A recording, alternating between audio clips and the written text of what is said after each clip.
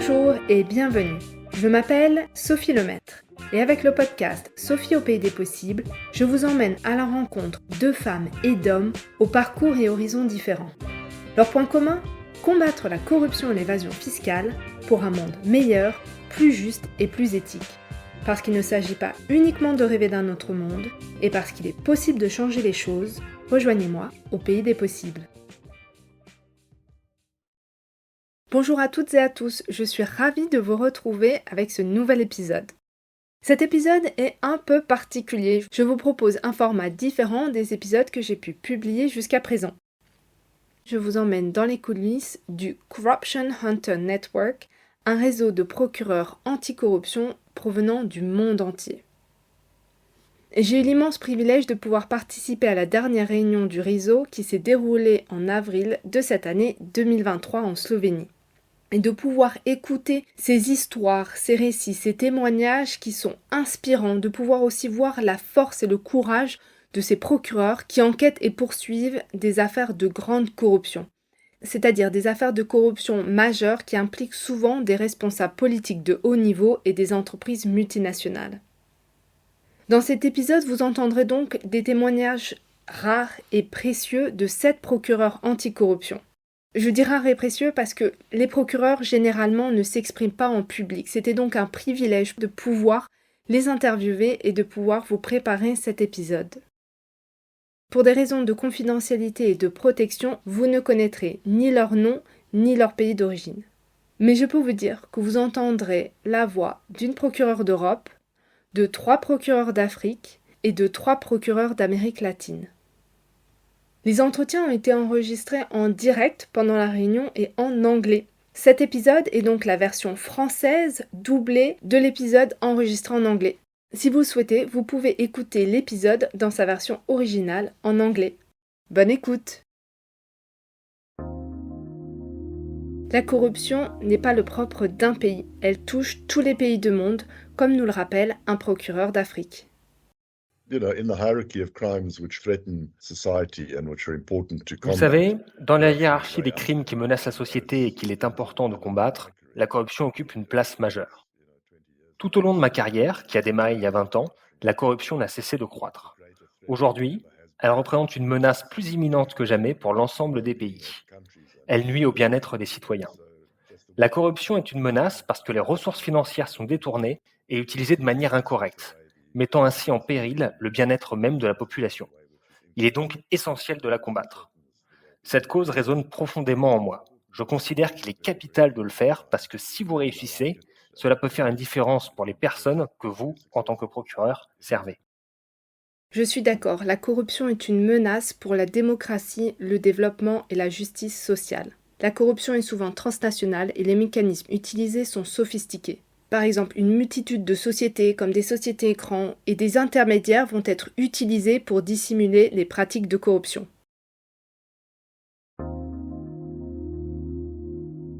Les criminels et les acteurs corrompus sont organisés.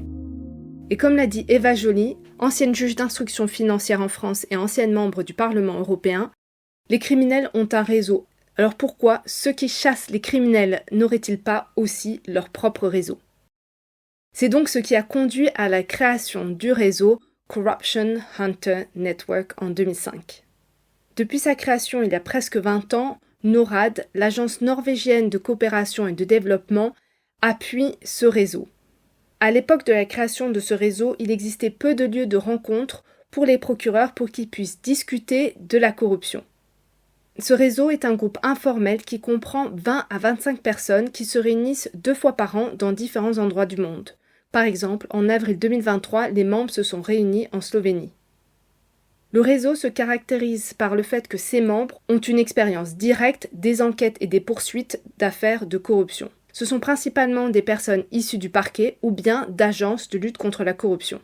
J'ai demandé à différents membres du réseau pourquoi et comment ils avaient rejoint le Corruption Hunter Network.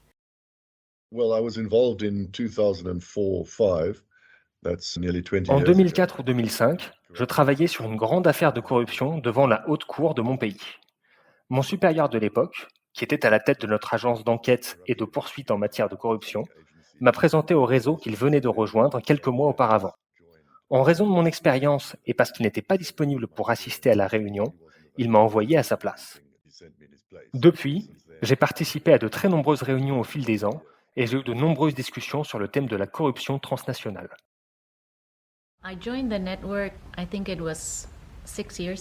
J'ai rejoint le réseau il y a 6 ans. J'y ai été invitée au début. Mais maintenant, c'est très important pour moi d'en faire partie, car je fais face aux mêmes problèmes que d'autres procureurs, membres du réseau. Je pense qu'il est important que nous réalisions que les problèmes sont communs. J'étais procureur lorsque j'ai rejoint le réseau en 2019. Quand vous travaillez seul dans votre pays, cela peut être accablant. Et simplement de savoir qu'il y a d'autres personnes dans d'autres parties du monde qui font exactement ce que vous faites, qui rencontrent les mêmes difficultés, mais qui trouvent des moyens innovants pour y faire face, juste savoir que vous n'êtes pas seul, je trouve que cela est encourageant. C'est également utile. Lorsque vous travaillez sous cette pression constante, ce stress constant, le fait de pouvoir sortir du pays et de réfléchir vous permet de revenir avec de nouvelles idées, de nouvelles approches, de nouvelles façons de voir les choses. On a l'impression que l'on peut tester de nouvelles choses.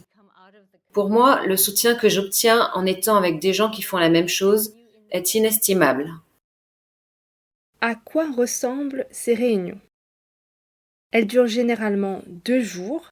Les participants discutent des dernières avancées en matière de lutte contre la corruption dans leur pays.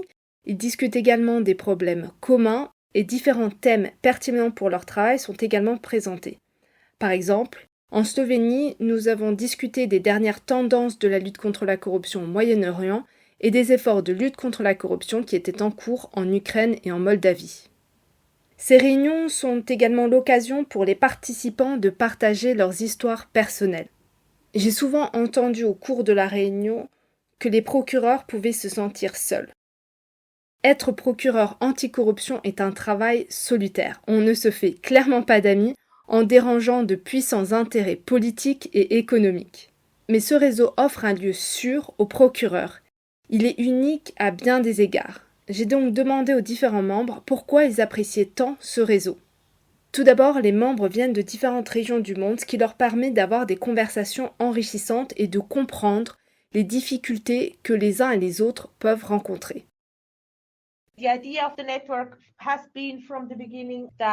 Dès la création du réseau, il y avait cette idée qu'il devait y avoir un équilibre entre les personnes originaires des pays européens et celles des pays en dehors de l'Europe. Autrement dit, des procureurs qui viennent de pays dont les individus sont corrompus et de pays dont les entités corrompent. C'est ce que j'ai trouvé intéressant. J'ai rencontré au sein du réseau des personnes originaires de pays africains que je n'aurais jamais pu rencontrer autrement. Le cercle de personnes faisant partie du réseau a changé au fil des années. Par exemple, si quelqu'un quittait ses fonctions ou devenait avocat de la défense, il ou elle ne pouvait plus être membre du réseau. Je me suis également rendu compte que ce réseau était basé sur des recommandations individuelles et une confiance mutuelle. Le réseau de procureurs anticorruption est également un lieu où les procureurs peuvent partager leurs histoires, leurs expériences, les défis et les problèmes auxquels ils sont confrontés. Ils peuvent apprendre des uns et des autres et obtenir des conseils, par exemple en demandant aux autres comment ils ont résolu un problème similaire. De nombreux aspects contribuent à la richesse de ce réseau, mais sa plus grande valeur réside dans l'opportunité de côtoyer des collègues venant du monde entier qui partagent leurs récits ainsi que les affaires sur lesquelles ils ont travaillé. Grâce à ce partage d'expériences, on découvre les problèmes que les collègues ont rencontrés et comment ils y ont fait face. Au final, on se rend compte que les problèmes rencontrés dans notre pays sont, en fait, pour la plupart universels. Le fait de savoir cela et de pouvoir apprendre de vos collègues vous donne les outils nécessaires pour faire face à une situation similaire. Cela nous permet de partager nos propres expériences avec nos collègues, leur offrant ainsi des enseignements précieux pour qu'ils puissent apprendre et traiter de manière appropriée les problèmes auxquels ils sont eux-mêmes confrontés. Si je résume, il s'agit donc essentiellement d'apprendre, de partager, mais aussi d'obtenir le soutien et l'amitié de personnes du monde entier qui se trouvent dans des situations identiques ou similaires aux vôtres. C'est une aide précieuse.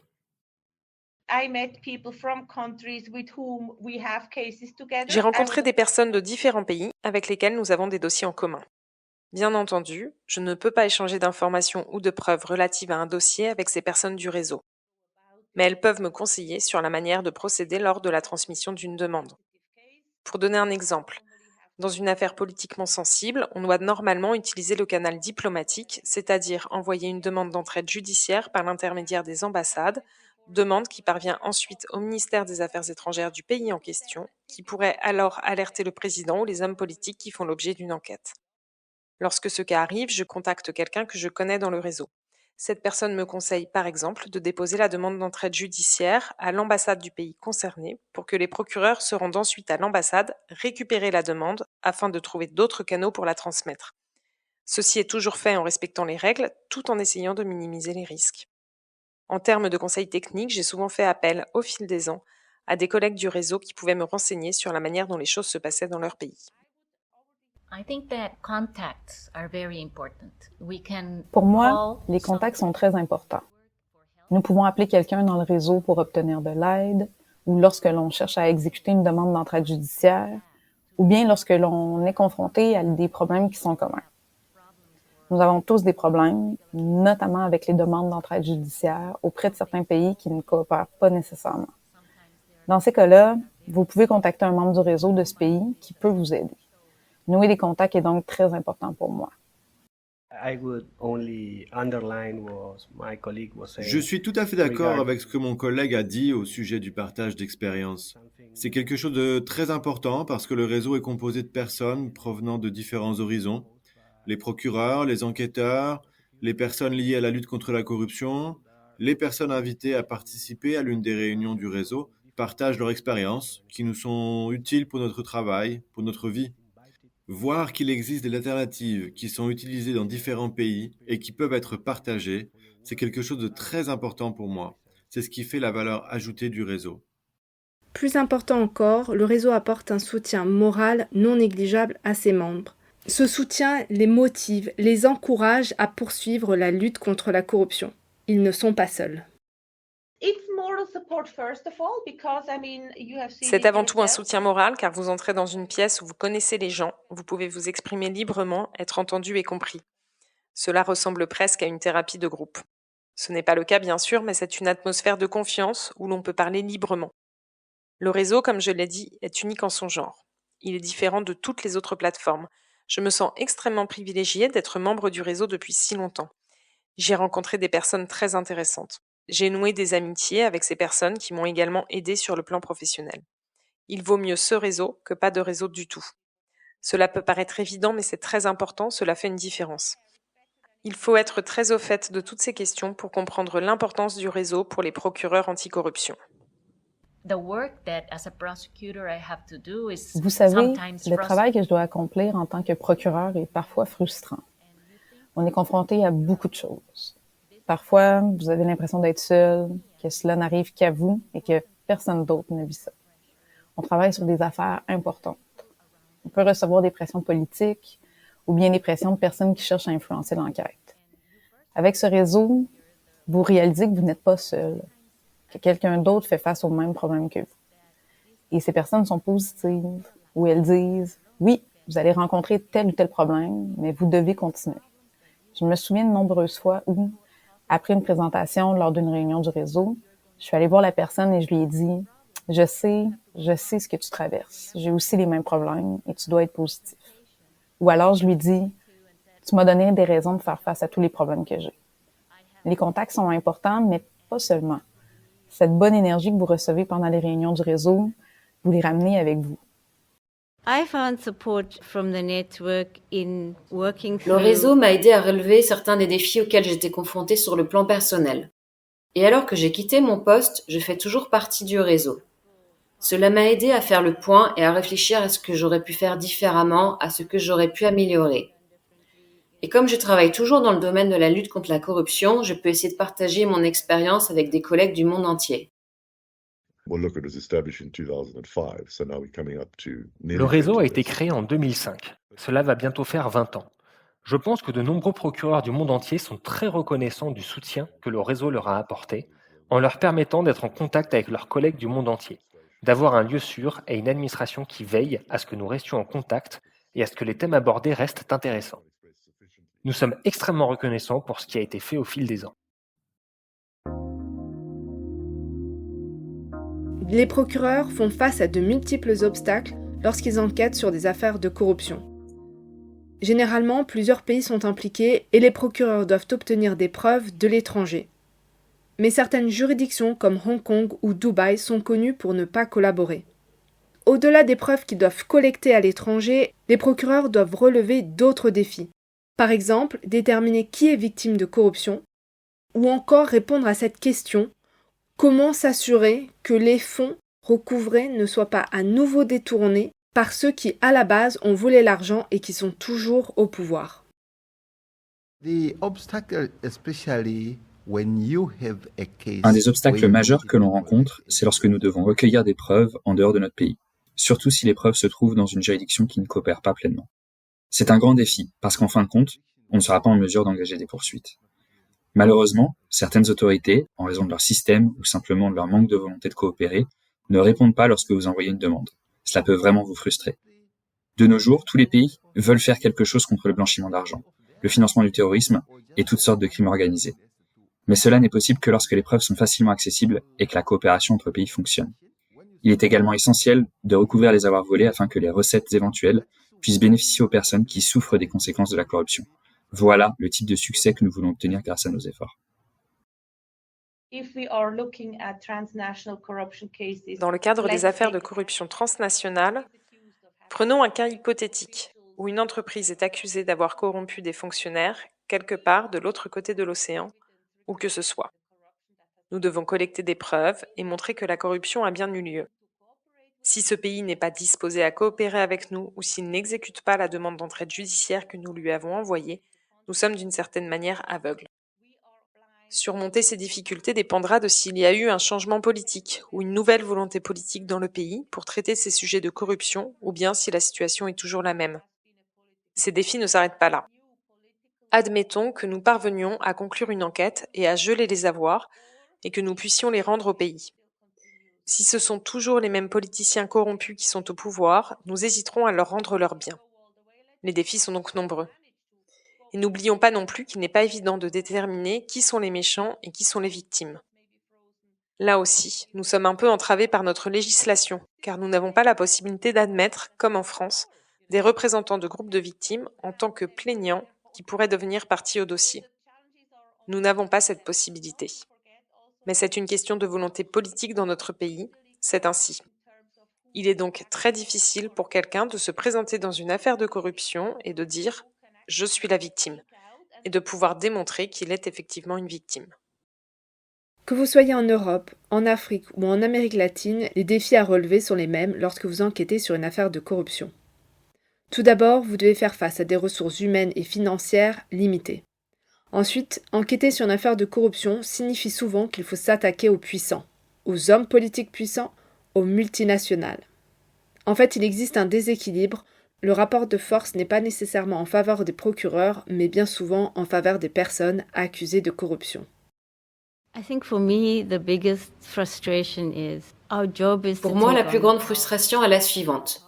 Notre travail consiste à nous attaquer aux puissants, aux entreprises puissantes, aux fonctionnaires puissants, aux politiciens, mais les ressources dont nous disposons sont minimes par rapport à celles dont ils disposent.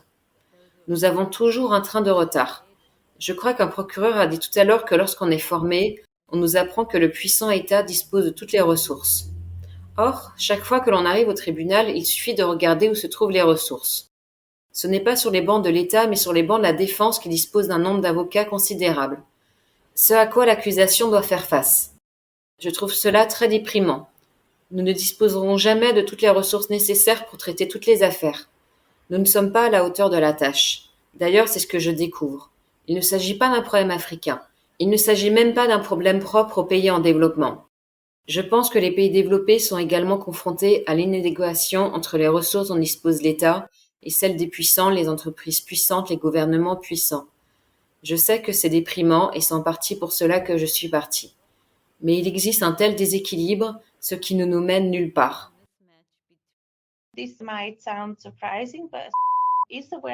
Cela peut paraître surprenant, mais nous sommes un pays riche et nous avons des ressources, mais nos ressources sont limitées.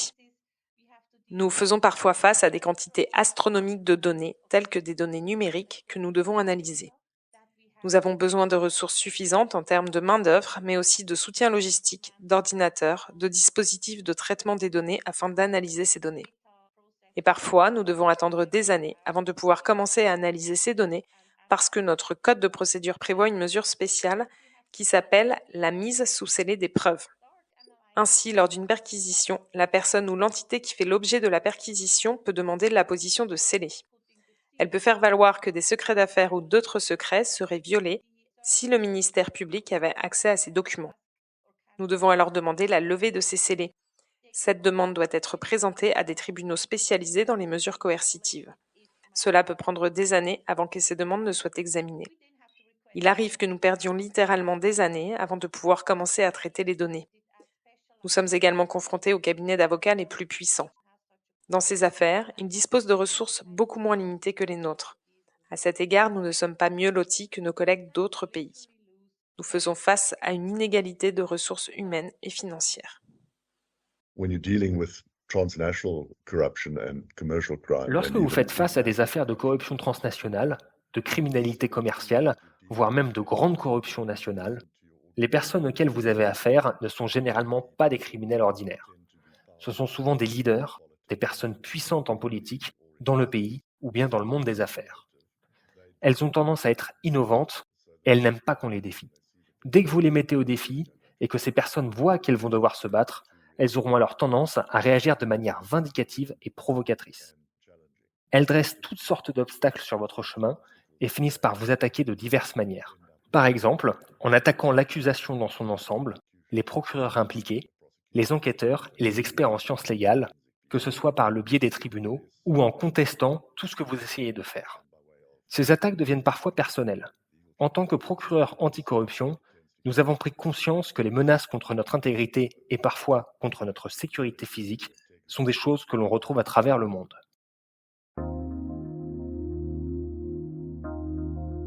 Enquêter et poursuivre des affaires de corruption peut être dangereux. En mai 2022, un procureur du Paraguay a été assassiné alors qu'il était en voyage de noces en Colombie. Il enquêtait sur des affaires de corruption et de blanchiment d'argent au Paraguay.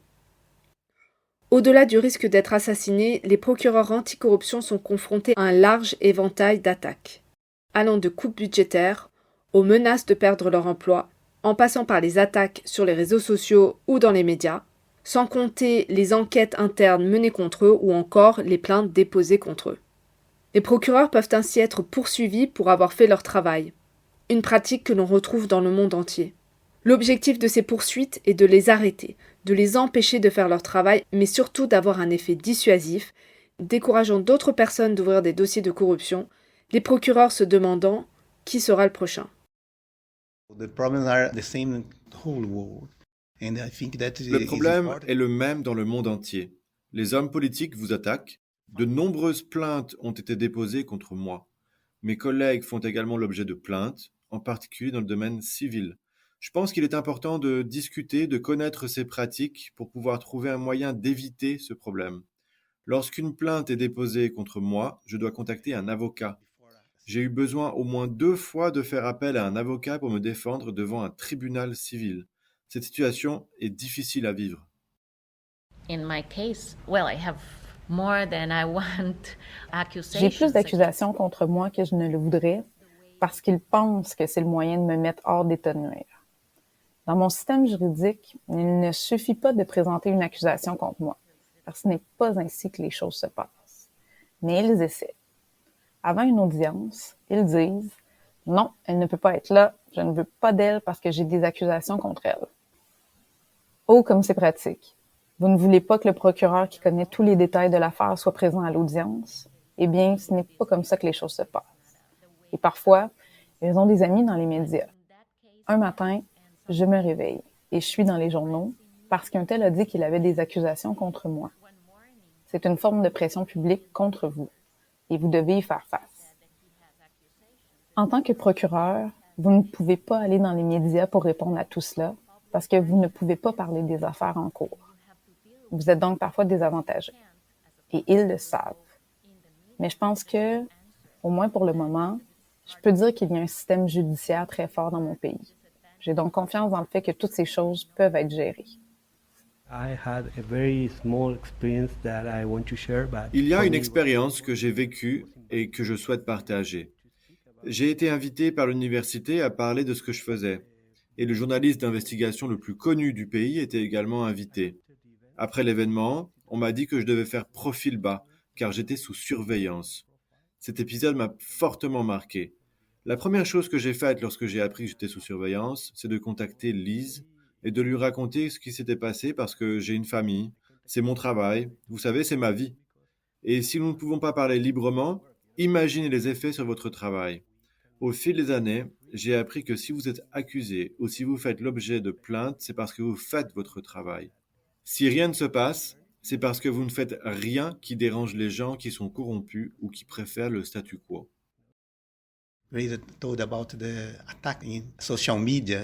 S'agissant des attaques que l'on subit, les réseaux sociaux sont un problème. Parfois, les hommes politiques ont beaucoup d'abonnés sur les réseaux sociaux. Le procureur subit alors des attaques de la part des personnes qui utilisent les réseaux sociaux. C'est difficile pour nous parce que nous avons une vie privée. Mon fils, ma famille peuvent lire ces attaques contre moi. C'est difficile à vivre, mais nous devons aller de l'avant. Nous devons toujours lutter contre la corruption parce que quelqu'un doit le faire. Nous sommes ceux qui peuvent essayer de combattre la corruption dans le monde entier. Je n'ai jamais subi aucune forme de menace. Mais vous savez, lorsque l'un de vos homologues subit ce type de menace, la question est, qui sera le prochain? C'est ça la question principale.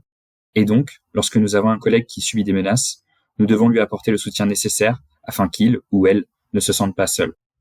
Lorsque l'une des membres du réseau a été menacée, j'ai écrit une lettre à tous mes homologues d'Afrique pour les mobiliser et leur demander d'envoyer des messages, afin de montrer à cette collègue qu'elle n'était pas seule. Elle a reçu de nombreux messages. Ils lui ont tous envoyé un message de solidarité car nous pensons qu'une menace contre elle est une menace pour nous tous. La prochaine fois, ce sera peut-être nous. Et nous ne pouvons pas lutter efficacement contre la corruption si l'un d'entre nous est menacé, car la lutte contre la corruption n'est pas l'affaire d'un seul pays. Les pays doivent coopérer en s'apportant une aide pour réussir.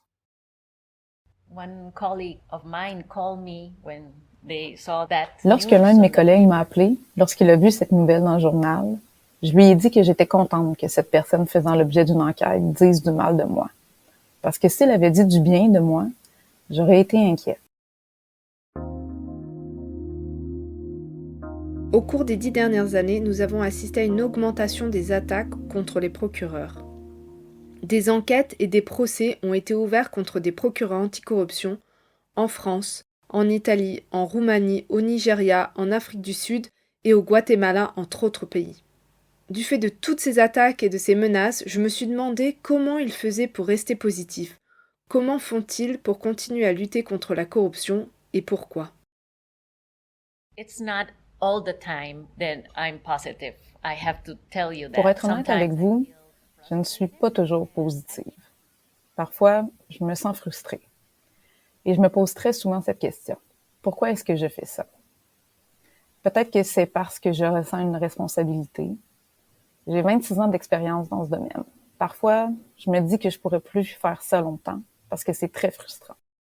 Cela me prend toute mon énergie, d'autant que j'ai une famille. Et puis, mon mari n'arrête pas de me dire « Pourquoi tu continues à faire ça? » Et je lui réponds que je me sens investie d'une responsabilité très importante. Et je sais que je peux aider. En fait, la seule façon de faire face à tout cela est de penser positivement. Je veux dire qu'à la fin, vous devez penser que quelque chose de bien s'est produit. Si, à la fin, vous n'avez pas obtenu la condamnation que vous souhaitiez, par exemple, il doit y avoir quelque chose d'autre de positif dans toute l'affaire, dans toute l'enquête. C'est notre manière de voir les choses dans notre équipe. Parce que si ce n'était pas le cas, je pense qu'après toutes ces années, il ne serait pas possible de continuer. Que peut-on retenir de positif? Cela peut être parce que vous avez fait appel ou bien parce que vous allez de nouveau au tribunal. Parfois, vous êtes négatif. Parfois, cela ne se passe pas comme vous l'auriez souhaité. Mais il y a aussi de bons moments. Et dans les moments difficiles, il faut se demander ce que l'on peut en apprendre.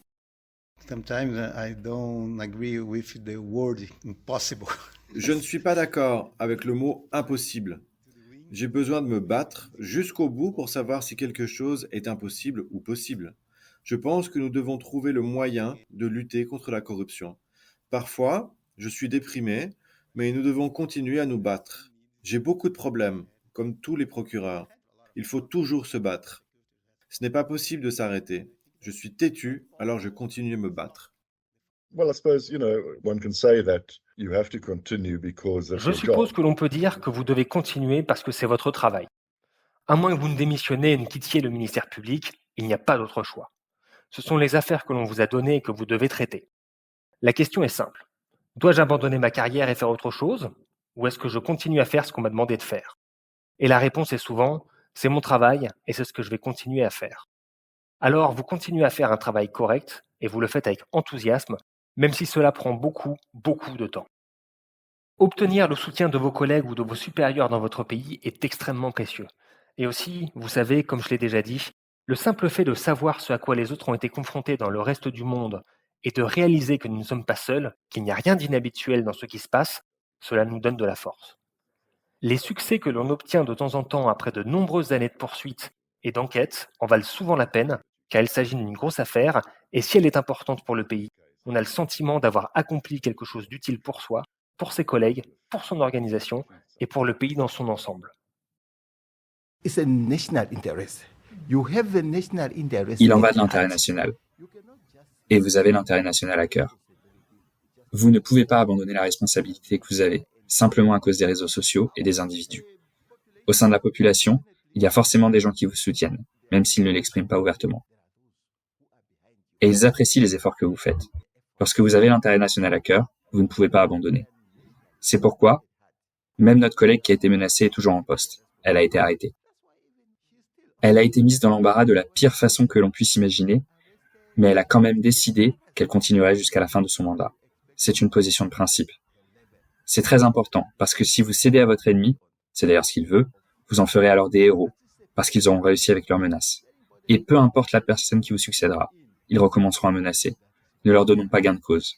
Nous devons montrer notre engagement à combattre la corruption. Ce qui fait que je continue à me battre, c'est de voir le courage des personnes présentes dans le réseau. Tous les membres ont traversé beaucoup d'épreuves. Les gens ont fait beaucoup de sacrifices. C'est incroyablement inspirant. Je ne sais pas si l'on est procureur ou si on est formé à ce métier, mais cet engagement à lutter pour la justice est quelque chose que nous avons tous. Et j'ai constaté que l'espace qui me permettait d'être efficace dans mon travail en tant que procureur s'était réduit. Je suis donc partie, mais vous pouvez voir que je suis toujours totalement engagée dans la lutte contre la corruption, que ce soit dans mon pays ou à l'étranger. Il est très inspirant de partager des expériences avec des personnes qui ont traversé tant d'épreuves et qui continuent à se battre. Ce qui est formidable avec ce réseau, c'est que vous entendez des histoires que vous n'entendrez pas ailleurs. S'asseoir dans une salle et savoir que presque chaque personne dans cette salle a ce genre d'histoire à raconter est encourageant et inspirant. C'est mon devoir. Je pense que je représente mon pays. Et j'aimerais contribuer à ce que mon pays soit perçu comme un partenaire sérieux et fiable dans ses affaires. Et aussi, si possible, être au moins une épine dans le pied des entreprises accusées et des personnes travaillant pour les entreprises accusées, juste pour qu'ils restent sur leur garde et ne pas leur donner l'impression qu'ils sont au-dessus des lois. Nous devons nous opposer à eux et au moins faire en sorte qu'ils nous prennent au sérieux et qu'ils y réfléchissent à 2 fois à l'avenir. Les procureurs ne peuvent pas s'exprimer publiquement, ni se défendre lorsqu'ils sont attaqués. Ils ont un devoir de réserve et de confidentialité. En revanche, celles et ceux accusés de corruption peuvent organiser une sorte de procès médiatique en accusant les procureurs dans la presse, avec le risque d'influencer la perception du public ainsi que celle des juges. J'aimerais citer un exemple récent qui a eu lieu dans mon pays, la France. Nicolas Sarkozy, ancien président de la République, a été condamné en mai 2023 par la Cour d'appel de Paris pour corruption et trafic d'influence. Au lendemain de sa condamnation, il reprochait dans les médias à la présidente de la Cour d'appel qui l'a condamné de ne pas s'être déportée parce qu'en 2009, elle avait émis des critiques sur le contenu d'une réforme de la justice soutenue par Nicolas Sarkozy. On parle quand même d'un événement qui s'est produit il y a 14 ans. Suite à ces accusations dans la presse, dans une rare intervention, la Cour d'appel de Paris a publié une déclaration pour soutenir la magistrate. Les ONG, les médias, le public ont tous un rôle crucial à jouer dans la lutte contre la corruption, aux côtés des procureurs. Lors de la réunion du réseau, un membre nous a parlé du pouvoir du peuple. Lorsque ce membre a été arrêté, les gens sont descendus dans la rue pour lui montrer leur soutien, mais aussi pour montrer l'importance de combattre la corruption. Ce mouvement par le peuple, par les citoyens, a conduit à la libération de la procureure. Le soutien apporté par les ONG, les médias et le public est donc essentiel, comme vous le diront ces procureurs d'Afrique et d'Amérique latine. Je pense que la société civile dans son ensemble peut être d'un grand soutien pour notre travail. Mon pays est très petit. Et parfois, la société civile ou les ONG sont liées à des partis politiques. On ne sait donc pas si le soutien est vraiment authentique. Tout simplement nous remercier suffit parfois. Ce n'est pas seulement ce que nous recevons comme salaire qui est important. La satisfaction, c'est aussi quand les gens disent « OK, c'est bien, votre travail change les choses. » Parce que quand on est procureur, on n'a pas beaucoup d'amis. Lorsqu'on vous dit « Qu'est-ce que vous faites dans la vie? » et que vous répondez « Je suis procureur », ce n'est pas très populaire. En général, vous n'êtes pas très populaire dans votre pays. Surtout si vous dites que vous travaillez sur la lutte contre la corruption et le blanchiment d'argent. Oui, il est parfois agréable de savoir que son travail a une signification pour quelqu'un.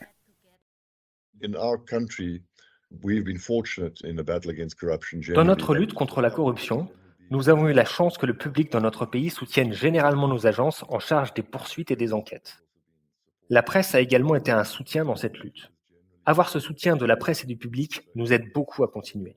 Et lorsque cela tourne mal, par exemple lorsque la politique ou l'opinion publique se retourne contre les agences d'investigation et de poursuite, ce qui s'est produit dans notre pays, c'est une calamité. Perdre le soutien politique, qui repose évidemment en partie sur le soutien populaire, c'est très décourageant et dangereux.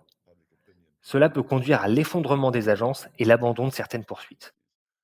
Alors ce que le public peut faire, c'est garder l'esprit clair et ne pas se laisser distraire par de fausses informations sur des comportements répréhensibles qu'auraient les procureurs. D'une certaine manière, c'est un travail solitaire. Vous savez, ce n'est pas un concours de popularité. Il vous arrivera donc d'être vilipendé. L'un des plus grands défis auxquels j'ai été confronté, c'est sur les attaques en ligne. Avant, nous nous inquiétions des menaces physiques, mais aujourd'hui, votre réputation peut être détruite en un rien de temps grâce aux réseaux sociaux. Même si nous pouvions nous exprimer publiquement, ce genre de défi est difficile à relever. Si le public pouvait comprendre que ce type d'attaque est le fait d'une personne ou d'un groupe en particulier, cela serait d'une grande aide. Il est important que le pays soutienne le travail que l'on fait. On ne peut pas se contenter de ne pas communiquer. Je pense qu'il faut trouver des moyens de communiquer. Et nous avons besoin des ONG et des journalistes d'investigation pour raconter notre version de l'histoire.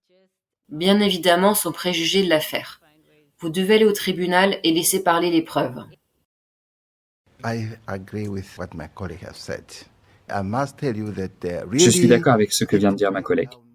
Je dois dire qu'il est vraiment difficile de trouver l'inspiration et le courage de continuer lorsque le public fait des remarques désobligeantes à votre rencontre au moment où vous essayez de faire des efforts pour lutter contre la corruption. Nous avons besoin du soutien des ONG et des médias. Il ne doit pas s'agir d'un soutien individuel. Non, car nous avons une responsabilité professionnelle et nous sommes guidés par l'éthique dans notre travail. Il doit s'agir d'un soutien à la lutte contre la corruption. Lorsque vous vous trouvez dans un environnement dans lequel vos supérieurs attaquent la personne, qui lutte contre la corruption et que les médias, par le biais des réseaux sociaux, font de même, alors cette personne sera finie. Elle n'aura plus le courage de poursuivre sa mission de lutte contre la corruption parce qu'elle se rendra compte que dans son travail, elle n'a pas d'équipe qui la soutient vraiment. Les médias peuvent jouer ce rôle très important. Dans un de mes dossiers, les médias ont contribué à exposer ce qui se passait. C'était très important. S'ils n'avaient pas été là et s'il n'y avait pas eu un public pour demander des comptes à ces personnes, nous n'aurions peut-être pas pu réussir à exposer ce qu'il se passait aussi rapidement que nous l'avons fait.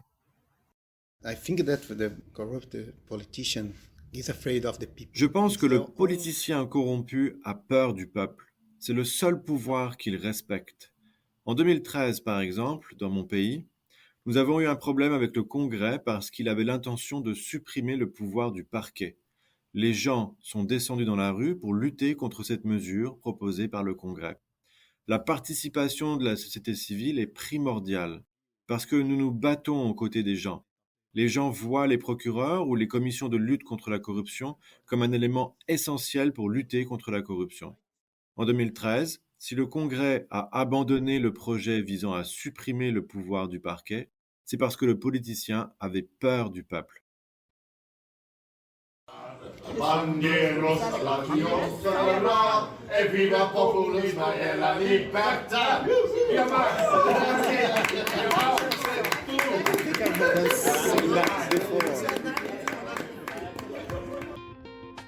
Merci d'avoir écouté cet épisode spécial jusqu'au bout. Partagez-le avec votre réseau, vos amis, votre famille, vos collègues, afin de faire connaître le combat mené par les procureurs et les juges anticorruption dans le monde entier.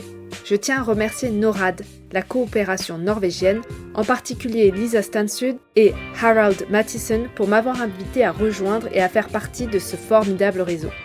Merci à mon ancienne collègue de U4 Anti-Corruption Resource Center, Sophie Schutte, qui m'a fait découvrir le réseau en 2019. J'en profite également pour remercier Andréane, Blandine, Guillaume, Lucie, Mathieu et Quentin qui ont joué le jeu et qui ont enregistré cette version française. C'est grâce à eux que vous avez pu écouter l'épisode en français.